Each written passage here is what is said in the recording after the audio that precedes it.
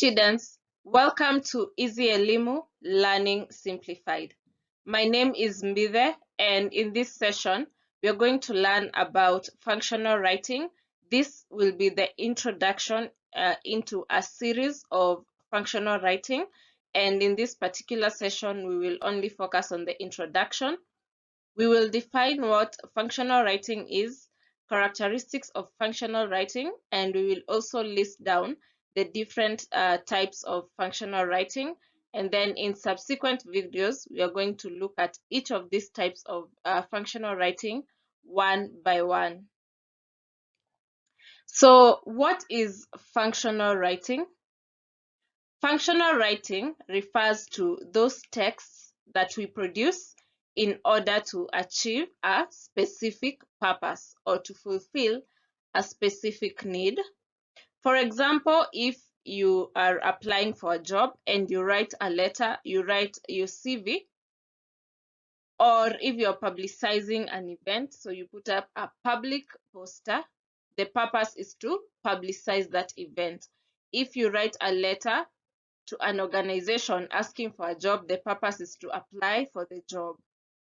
Or keeping records, writing minutes during meetings. So any piece of work that you produce that has a specific need or a specific end goal, that is collectively called functional writing. So functional writing has some general characteristics. The first one is that it has a fixed format. So when we go deep into the different types of functional writing, you will see that there's a format that you follow for each type of functional writing. For example, if it is a formal letter, you know that it has two addresses, the address of the writer, the address of the recipient. If it is an informal letter, you know it only has one address, which is the address of the writer. If it is an internal memo, you know it has the title, it has the body of what is this memo about. If it is an email, it has the topic or the subject, it's called a subject. It has who are you sending it to, when did you send it, so the date and the time, and then the subject, and then the body. So each type of functional writing has a specific format that it follows. Another characteristic of a functional writing is that it has absolute economy. What this means is that it gives the information required without too many stories. So if you're writing an official letter, you're writing a letter applying for a job, that is exactly what we find in the letter. You're just applying for a job. If it is a CV, you just find your CV, your personal details, your work experience, your academic documents, and so on. That is what we mean when we say absolute economy. It has as few words as possible, but also very detailed, so that when I just look at a letter like this, I am able to say, is this an official letter or an informal letter?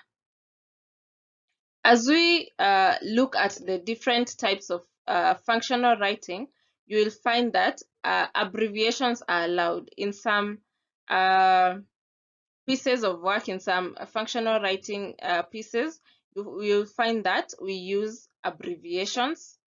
For example, if it is a formal letter or an email, the subject you may write re, that is R and E, that indicates that that is the subject of this letter or the subject of this email. So abbreviations are allowed in some cases.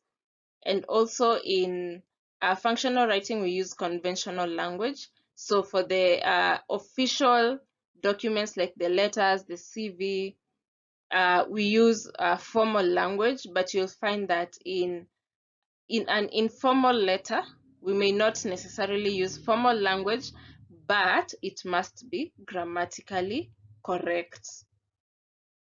So we are going to conclude by listing down the different types of functional writing. and then in subsequent videos we will be looking at all of them one by one. The first one is letters, and letters are messages addressed to specific individuals or organizations. And so you can write a letter to a person, to one person. You can write a letter to someone that you know. You can write a letter to an institution, maybe to the head of department of another school. You can write a letter to your friend, to your cousin. And letters can be divided into two. We have the formal letters and the informal letters. The second type of functional writing is what we call the memos or the memoranda. And a memo is official internal letter addressed to members of an organization. For example, in your school, if you have, say, a debate club and you want to pass information only to the debate club members, we will say that that is an internal memo, and it also has its own structure. We will learn about it later. The third type of functional writing is the curriculum vitae, also known as the CV, which is a summary of your work experience and your educational background. We write CVs when we are applying for a job, sometimes even a scholarship. There are scholarships that will ask you to attach a copy of your CV. Public notices are also a type of functional writing when you want to pass a message to many people. Instead of going to the people one by one, you write a notice and you put it in public where everybody can see it. Minutes, these are records of what is discussed and agreed upon in a meeting. So this is also a type of functional writing. Reports is also a type of functional writing. You write a report after you have conducted some investigation on something. You write down your findings and your results. Another type of functional writing is the diaries and the personal journals. A diary is a record of what you want to do in future, and a personal journal is a record of what happened in the past. The past could be yesterday, could be 2 hours ago, could be 2 weeks ago.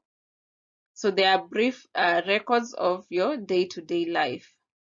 Another type of functional writing is the speeches. These are written texts of what a speaker intends to say to an audience. So maybe you're called upon to speak somewhere. You need to prepare and write down a speech. A speech is what you're going to say. Recipes is also a type of functional writing, and a recipe is simply a guide on how to prepare a dish. It's a guide that has ingredients and their quantity and also the cooking steps. The electronic mail, also known as the email, is also a type of functional writing, and this is letters that are sent over the internet. And lastly, we have forms. Forms are printed applications prepared to gather information about an individual or an organization. Sometimes you may go to a hospital and you're required to fill a form. When you are joining high school, you filled a form. If maybe you apply for a bursary, you're going to fill a form. So this is a form of functional writing, and there's a way in which you're supposed to fill the form. And there's a way also in which a form looks like. So that's it for this session. Remember, I said that this is a general introduction into functional writing. I hope you now are familiar with what functional writing is and that you're able to name and pick out the different types of functional writing. You know the characteristics of functional writing as well. In subsequent videos, we will be looking at these different types of functional writing one by one. For further practice, you can have a look at the quiz. Of the types of functional writing listed above, which ones do you write most frequently? So you can go back to the types of functional writing and see if you have ever done any of those. Have you ever written a formal letter, an informal letter, a public notice, a memo, a diary? Have you ever written any of them? And then after that, list down the general characteristics of functional writing. Thank you for tuning in and see you in the next session.